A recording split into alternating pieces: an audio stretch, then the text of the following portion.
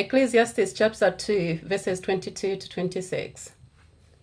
What does a man get for all the toil and anxious striving with which he labors under the sun? All his days, his work is pain and grief. Even at night, his mind does not rest.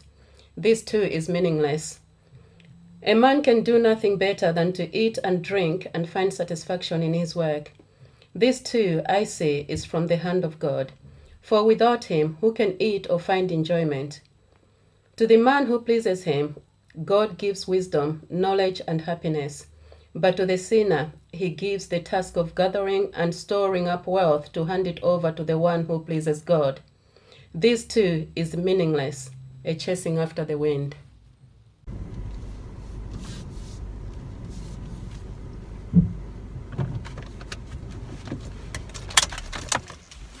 Well, good morning. My name is Nathaniel, and I'm one of the site leaders for Riverside Church.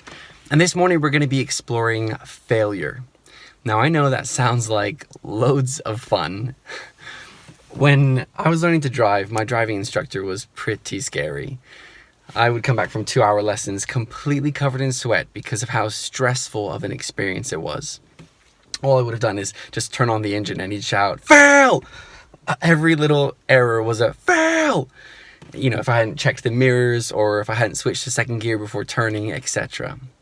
And I did get to a point where I thought, am I ever truly going to be comfortable with driving? There's just so much to think about all at the same time. Needless to say, I passed first time with 6 minors, and driving now is pretty much second nature. But life isn't just a driving test. And so in our current world, how do we address the voice, either in our head or in person, that tells us we failed?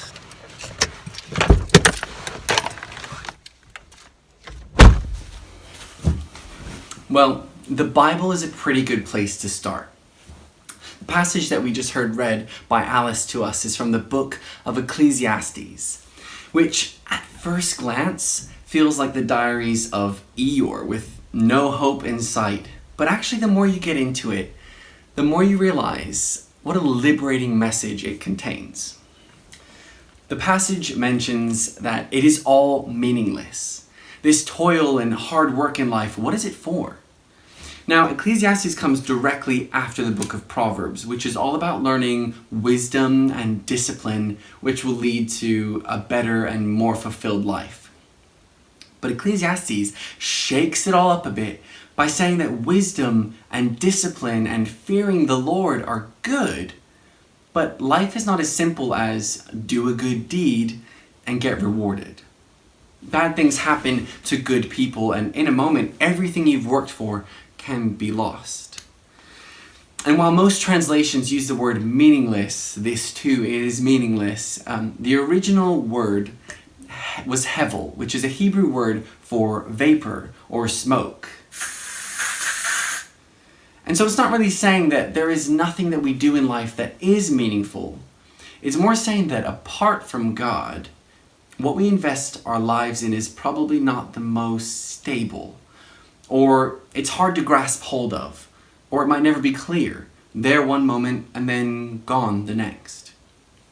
Life is not as simple or easy as we maybe thought or hoped that it would be. And for sure, there are moments of failure in our lives that either produce a great story that we love to tell people for a good laugh, or where we want the earth to swallow us whole due to the level of embarrassment we're experiencing. When my agents used to send me on audition after audition in London, sometimes 4 or 5 in a week, with hours of prep for each one, I got told really early on that as soon as you leave an audition, you have to completely forget about it. Because if you spend time dwelling on whether you're going to get it or not, it can really end up damaging your mental health. So you face rejection day after day, with the occasional success. A statistic actually came out in The Guardian, in an article in The Guardian last summer, which says that only 2% of actors make a living from the profession. So the odds aren't great, but I love the work. So I just keep going and just bear with the tragic memories of being asked to do a Ross Geller impression that I hadn't prepared for in a room full of Friends impersonators. I did not get that job. Of course, you might be able to separate your identity as a child of God from your accomplishments or failures so that they don't impact each other. But you can't deny that we live in a world caught up in achievements and successes. A society built on capitalism, where if you're achieving loads, busy up to your eyeballs, acquiring wealth, status, sex, then high five, you're doing great. And on the flip side, you can be trying to do your best to be an ethically and morally good citizen, and yet there seems to be bars that we have to pass for that as well. You can be failing to recycle, failing to buy fair trade, not checking in on other people's mental health regularly enough, and not quite keeping on your own physical fitness, or failing the earth by eating beef. All of us will feel a sense of failing at some point. Even Beyoncé, in her address to the graduating class of 2020, said, "There may be more failures than victories. Yes, I've been blessed to have 24 Grammys, but I've lost 46 times. That means rejection 46 times." And it doesn't take much analysis of ourselves to realize that to the world's standards, we are failing. And any achievements we do make can disappear just like that, just like vapor. And don't you feel like this foggy sense has been heightened over this pandemic? I mean, for a lot of us, failure is our worst nightmare. We might have been moving up in our profession and suddenly we're unsure of whether we even have a job. We might have been fixated on finding the right partner, but what if we make the wrong choice? Or, we're working hard to help our kids get good grades, or even more so, to help them be good Christians. And when that doesn't happen, we failed? It always seems like whatever you set your sights on, you haven't quite got there. Verse 22 and 23 of the passage say, "So what do people get in this life for all their hard work and anxiety? Their days of labor are filled with pain and grief. Even at night their minds cannot rest. It is all meaningless." Hevel. Smoke. Okay, well, if the world is so fragile and I'm probably going to fail, in fact, failure is most likely guaranteed, then I might as well just chill in my garden and eat some pizza and drink an iced caramel macchiato. Actually, that is what the teacher says in the next verse. Verse 24 says, "A man can do nothing better than to eat and drink and find satisfaction in his work. This too, I see, is from the hand of God." So slightly different then. The things that we do enjoy in life, good food, relationship with friends and family, nature, these are all from God. In fact, verse 25 says, "For without him, who can eat or find enjoyment?" And sometimes Christians aren't very good at enjoying those things in life. But there are certain simple things that are worth more than that achievement. Certain things that are more fulfilling and lasting, and they are from God. The Message version of verse 24 says, "The best you can do with life is have a good time and get by the best you can." And I think it's key that we read "have a good time," not according to the world's standards of having a good time, which is like vapor as well, but to godly standards.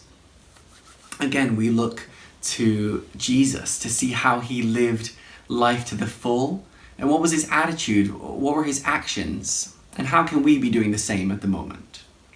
In the gospel, we can read that Jesus was the Son of God, but he wasn't known as a rule follower.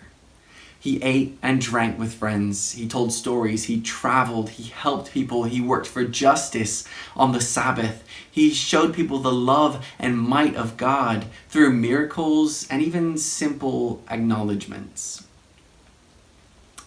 And if you've chosen to be a Christian, then it means you're trying your best to live your life and be like Jesus and follow in his ways. However, you will occasionally, if not frequently, fail at that as well. Psalm 51 verse 5 says, "For I was born a sinner. Yes, from the moment my mother conceived me." We are human beings. We have sin. And what is great about recognizing that is that it forces us to lean on God. Because the truth is, God isn't asking us to be perfect. Only He is perfect. We cannot be perfect because we are not God. And one of the things that we were designed to do is to worship God and His greatness. And if we're striving to be like God, we won't or can't enjoy life because we won't be in our rightful place. My absolute favorite passage in the Bible is 2 Corinthians chapter 12. And we've got it here on the wall. And it says, "My grace is sufficient for you, for my power is made perfect in weakness. Therefore I will boast all the more gladly about my weaknesses." And it's Paul saying in this passage, God's power is made perfect in my weakness, in our weaknesses. Because it's not about us, it's about God. I am weak. Thank goodness I know I'm weak. And I know I make mistakes and fail at things in life. And knowing this means I have to rely on God even more. And now the really tricky aspect of this is boasting about our weaknesses, boasting about my weaknesses. I was speaking with our youth at their Friday Zoom gathering just 2 days ago about this. Because we're not really taught in culture to make known our flaws. You know, our Instagram is full of pictures of us at the best angle with the best filter. And so we were talking about how our lives sometimes on a Sunday or in our groups can be painted to look just marvelous. And so then we were looking at what it means to be vulnerable and honest within our community. And what does that look like for us in an age of virtual connection? Failure is 100% going to be a part of that as we learn and grow. And with all of this, I don't want to excuse failures. There is a difference between excusing failures and admitting failures. Making excuses merely works to uphold our own pride. But admitting failures and being humble, well, that is a holy act because it can honor God. With everything that's been going on in the world, I pray that people would be quick to admit their mistakes, and others would be quick to forgive. That we would act justly, love mercy, and walk humbly. And we still need to work at these things. Admitting that we hold selfishness, pride, racism within our hearts brings us closer in relationship to God because we can cry out, "I need you, God. I have sinned and I need your help to change." And we invite Jesus into our hearts to begin a work in our lives. But it does take effort. One of my lecturers at university used to tell us to stop practicing what we know we're good at, what we know we can do with ease, and what we've already succeeded at, and start working on the areas you know you are failing at. Work on them until they become second nature, and you don't need to work on them anymore. And then you can move on to the next failings. And so it's kind of a paradox, but we have to keep trying. But you want to know what the best thing is? There is nothing that you can do wrong, no thing of the past, no mistake or regret that can stop God from loving you. Even if you fail so badly that you become a trending hashtag, God still loves you. So where do you turn when you experience failure? To God, to His Word, not to the things of this world. You will never find fulfillment in anyone or anything besides Jesus.